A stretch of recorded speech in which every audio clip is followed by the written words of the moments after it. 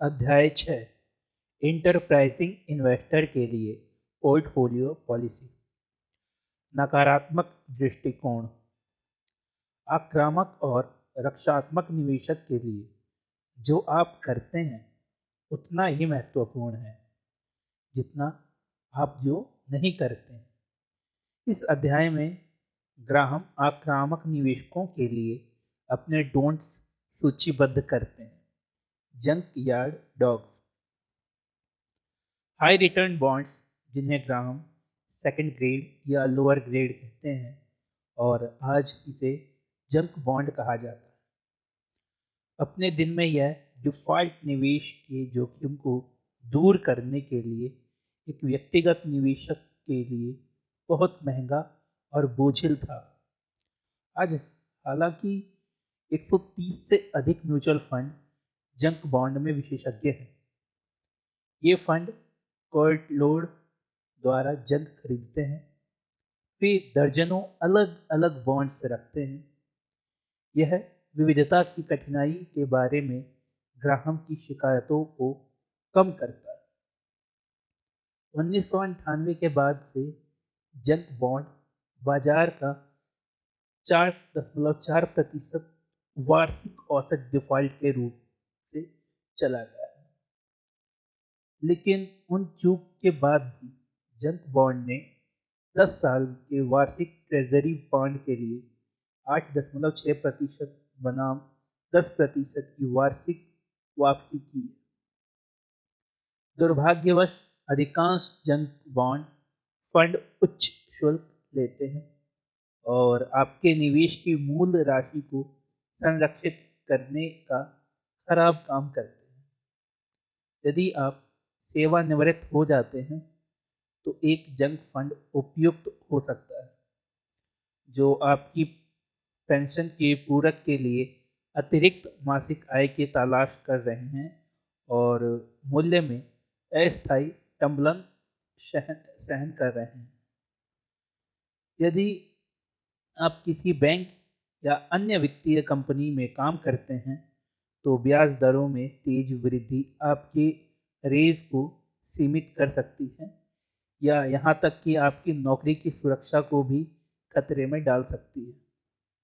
इसीलिए एक junk fund जो ब्याज दरों में वृद्धि के दौरान अन्य बॉन्ड फंडों से बेहतर प्रदर्शन करता है के रूप में समझ में आता है। आपके 401 के में एक प्रतिद्वंदी है, एक जंक बॉन्ड फंड। हालांकि बुद्धिमान निवेशक के लिए यह केवल मामूली विकल्प दायित्व नहीं है। ग्राहम ने जंक बॉन्ड के फंड की तुलना विदेशी बॉन्ड से बेहतर शर्त नहीं माना। आज हालांकि विदेशी बॉन्ड के एक किस्म में निवेशकों के लिए कुछ अपील हो सकती है जो बहुत सारे जोखिम का सामना कर सकते हैं। लगभग 1 दर्जन mutual fund Brazil, Mexico, Nigeria, रूस और वेनेजुएला जैसे उभरते बाजार देशों में जारी बॉन्ड में विशेषज्ञ हैं। कोई साझेदार निवेशक इस तरह मसालेदार होल्डिंग में कुल बॉन्ड पोर्टफोलियो का 10% से अधिक नहीं रखेगा। लेकिन उभरते बाजार बॉन्ड फंड शायद ही कभी अमेरिकी शेयर बाजार के साथ समन्वय में चल पाते हैं। इसीलिए वे दुर्लभ निवेशों में से एक है जिनके डाउन होने के कारण भी गिरने की संभावना नहीं है। इससे आपको अपने पोर्टफोलियो में आराम का एक छोटा कोना मिल सकता है जब आपको इसकी आवश्यकता हो। जैसा कि हम पहले से ही अध्याय 1 में देख चुके हैं कि एक समय में कुछ घंटों के लिए व्यापार होल्डिंग स्टॉक्स दिन वित्तीय आत्महत्या करने के लिए भी कभी भी सबसे अच्छे हथियारों में से एक है। आपके कुछ व्यापार पैसे कमा सकते हैं और आपके अन्य ज़्यादातर व्यापार पैसे खो देंगे, लेकिन आपका ब्रोकर हमेशा पैसे कमाएगा और स्टॉक खरीदने या बेचने की आपकी उत्सुकता आपकी रिटर्न को कम कर सकती है। कोई भी जो स्टॉक खरीदने के लिए बेताब है, वह किसी भी विक्रेता इससे भाग लेने के लिए इच्छुक होने से पहले हाल ही के शेयर मूल्यों से 10 सेंट अधिक बोली लगा सकता है। बाजार प्रभाव नामक अतिरिक्त लागत आपके ब्रोकरेज स्टेटमेंट पर कभी दिखाई नहीं देती, लेकिन वास्तविक है। यदि आप स्टॉक के 1000 शेयर खरीदने के लिए उत्सुक हैं और आप इसकी कीमत केवल 5 सेंट तक बढ़ाते हैं, तो आपने एक अदृश्य लेकिन बहुत वास्तविक $50 खर्च किया है। फ्लिप पक्ष पर, जब घबराहट निवेशक एक स्टॉक बेचने के लिए बेकार है और वे इसे हालिया कीमत से कम के लिए डंप करते हैं, तो बाजार प्रभाव फिर से घर आ जाता है। व्यापार की लागत आपके रिटर्न के सैंड पेपर के इतने सारे स्वाइप की तरह पहनती है। एक गर्म छोटे स्टॉक को खरीदना या बेचना 2% से 4% हो सकता है। यदि आप एक स्टॉक में $1000 डालते हैं, तो भी शुरू होने से पहले आपकी ट्रेडिंग लागत लगभग 40% डॉलर खा सकती है। स्टॉक बेचें और आप व्यापार खर्च में 4% से अधिक हो सकते हैं। ओह हाँ, एक बात और, जब आप निवेश के बजाय व्यापार करते हैं, तो आप सामान्य आय में लंबी अवधि के लाभ को बदल देते हैं। इसमें कुछ जोड़ें। एक स्टॉक व्यापारी को स्टॉक खरीदने और बेचने पर कम से कम 10% हासिल करने की आवश्यकता है। अकेले भाग्य से कोई भी ऐसा कर सकता है।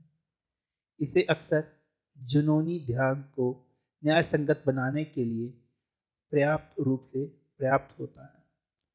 साथ साथ नाइटमिश तनाव उत्पन्न होता है। क्या ये असंभव है? हजारों लोगों ने कोशिश की है और सबूत स्पष्ट है। जितना अधिक आप व्यापार करेंगे, उतना कम रखेंगे। कैलिफोर्निया विश्वविद्यालय के वित्तीय प्रोफेसर ब्रैड बाबर और टेरेंस ओडेन ने एक प्रमुख छूट ब्रोकरेज फर्म के 66,000 से अधिक ग्राहकों के व्यापारिक रिकॉर्ड की जांच की। 1991 से 1996 तक इन ग्राहकों ने 1.9 मिलियन से अधिक का व्यापार किया। अध्ययन में लोगों ने प्रति वर्ष कम से कम आधा प्रतिशत अंक औसत से कम प्रदर्शन किया, लेकिन व्यापार लागत के बाद सबसे सक्रिय इन व्यापारियों ने प्रति माह अपने स्टॉक होल्डिंग में से 20% से अधिक स्थानांतरित किया। बाजार को हर साल 6.4% अंक से रौंदने के बाद, हालांकि अधिकांश निवेशक जिन्होंने औसत माहौल में अपने कुल होल्डिंग्स का 0.2% कम से कम कारोबार किया है, बाजार की कीमतों के बाद भी एक विस्कर द्वारा बाजार के बेहतर प्रदर्शन करने में कामयाब रहे। अपने दलालों और आईआरएस को अपने लाभ का एक बड़ा हिस्सा देने के बजाय उन्हें लगभग सब कुछ अपने पास रखा। सबक स्पष्ट है, कुछ ना करें, वहां खड़े हो जाए। यह हर किसी के लिए यह स्वीकार करने का समय है, दीर्घकालिक निवेशक शब्द अनावश्यक है। एक दीर्घकालिक निवेशक ही एकमात्र प्रकार का निवेशक है। कोई भी जो एक समय में कुछ महीनों से अधिक समय तक स्टॉक नहीं रख सकता, वह एक विजेता के रूप में नहीं, बल्कि पीड़ित के रूप में खत्म हो जाता है। 1990 के दशक में निवेश करने वाले लोगों के दिमाग को जब्त करने के लिए समृद्ध, त्वरित, विषाक्त पदार्थ में से एक सबसे घातक विचार था कि आप आईपीओ खरीदकर धन का निर्माण कर सकते हैं। एक आईपीओ एक प्रारंभिक सार्वजनिक पेशकश है या जनता के लिए कंपनी के शेयर की पहली बिक्री है। पहली बार ब्लूश में आईपीओ में निवेश करना एक अच्छा विचार लगता है। आखिरकार यदि आपने 13 मार्च 1986 को सार्वजनिक होने पर माइक्रोसॉफ्ट के 100 शेयर खरीदे थे तो 2003 के आरंभ तक $2100 निवेश पर $720,000 हो गए थे।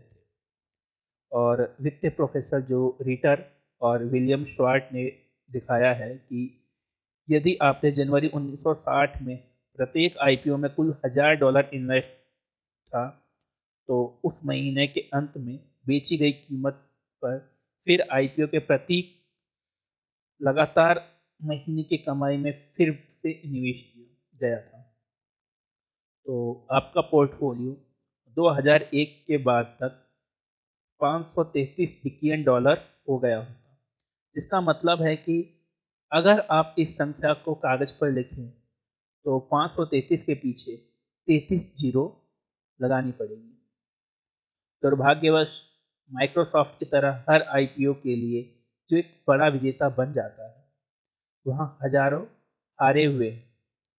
मनोवैज्ञानिक डैनियल कन्नरमैन और आमोस टर्किस ने दिखाया कि जब मनुष्य किसी घटना की संभावना या आवृत्ति का अनुमान लगाते हैं तो हम इस निर्णय को इस बात पर आधारित नहीं करते कि घटना वास्तव में कितनी बार हुई है, लेकिन पिछले उदाहरण जितने ज्वलंत हैं, हम सभी अगली माइक्रोसॉफ्ट खरीदना चाहते हैं क्योंकि हम जानते हैं कि हम पहले माइक्रोसॉफ्ट को खरीदने से चूक गए थे, लेकिन हम आसानी से इस तथ्य को नज़रअंदाज करते हैं कि अधिकांश अन्य आईपीओ भयानक निवेश थे। यदि आप कभी भी आईपीओ बाजार के दुर्लभ विजेताओं में से एक नहीं बल्कि एक व्यवहारिक असंभवता को याद करते हैं तो आप $533 बिलियन लाभ अर्जित कर सकते थे। अंत में आईपीओ पर अधिकतर उच्च रिटर्न एक विशेष निजी क्लब के सदस्यों द्वारा कब्जा कर लिया जाता है। बड़े निवेश बैंक और फंड हाउस जो स्टॉक को सार्वजनिक रूप से शुरू करने से पहले प्रारंभिक या अंडरराइट कीमत पर शेयर प्राप्त करते हैं, शेयरों में सबसे बड़ा रनअप अक्सर इतना छोटा होता है कि कई बड़े निवेशक को भी कोई शेयर नहीं मिल सकता, जो वहां बस जाने के लिए पर्याप्त नहीं है।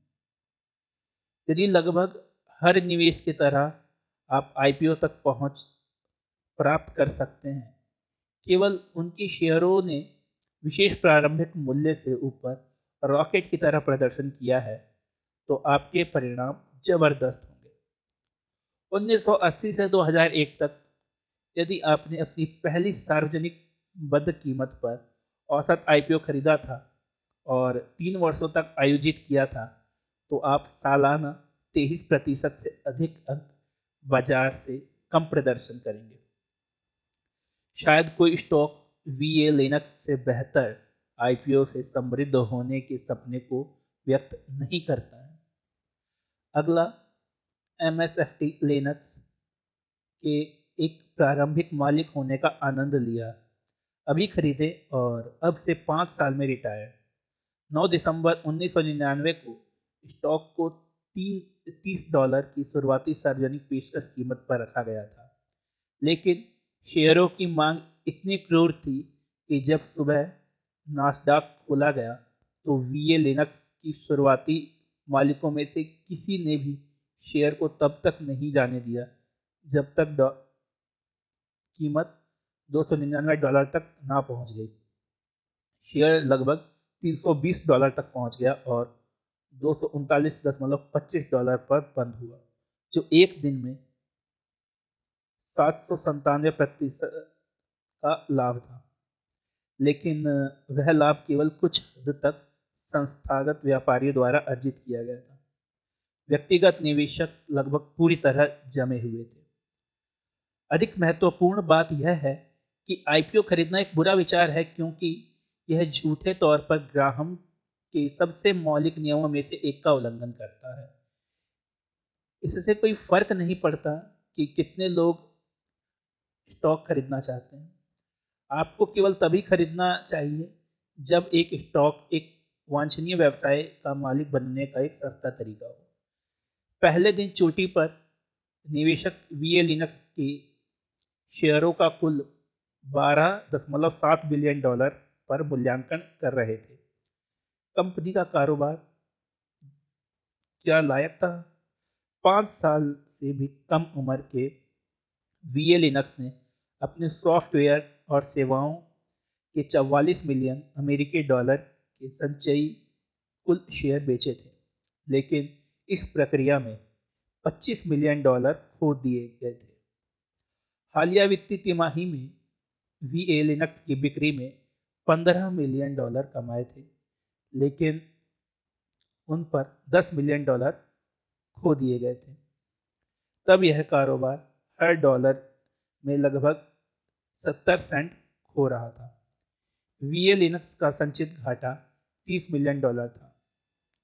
यदि वीए लिनक्स एक निजी कंपनी है जो उस व्यक्ति के स्वामित्व में है जो अगले दरवाजे पर रहता है, और वह पैकेट बाड़ पर झुक गया और पूछा कि आप अपने संघर्ष से छोटे व्यवसाय को अपने हाथों में लेने के लिए कितना भुगतान करेंगे, तो क्या आप जवाब देंगे, ओह 12.7 बिलियन डॉलर, मुझे इसमें कोई अचंभा नहीं लगता? या फिर आप विनम्रतापूर्वक मुस्कुराते हैं, अपने बारबेक्यू ग्रिल पर वापस आते हैं और आश्चर्य करते हैं कि पृथ्वी पर आपका पड़ोसी धूम्रपान कर रहा था? विशेष रूप से अपने फैसले पर निर्भर करते हुए हम में से कोई भी मृतक को लगभग 13 बिलियन डॉलर का भुगतान करने के लिए सहमत नहीं होगा। लेकिन जब हम निजी तौर पर सार्वजनिक रूप से सार्वजनिक होते हैं तो मूल्यांकन अचानक लोकप्रिय प्रतियोगिता बन जाता है। तो स्टॉक की कीमत उस व्यापार के मूल्य से अधिक महत्वपूर्ण लगती है जो इसका प्रतिनिधित्व करते हैं। जब तक कोई अन्य स्टॉक के लिए आपके द्वारा दिए गए भुगतान से अधिक भुगतान करेगा, तो इससे कोई फर्क नहीं पड़ता कि व्यवसाय क्या लायक है। व्यापार के पहले दिन एक रॉकेट की तरह ऊपर जाने के बाद वीए लिनक्स एक मक्खन वाली ईंट की तरह नीचे आया। 9 दिसंबर 2002 तक स्टॉक के 239.50 डॉलर के 3 दिन बाद वीए लिनक्स प्रति शेयर 1.19 डॉलर पर बंद हुआ।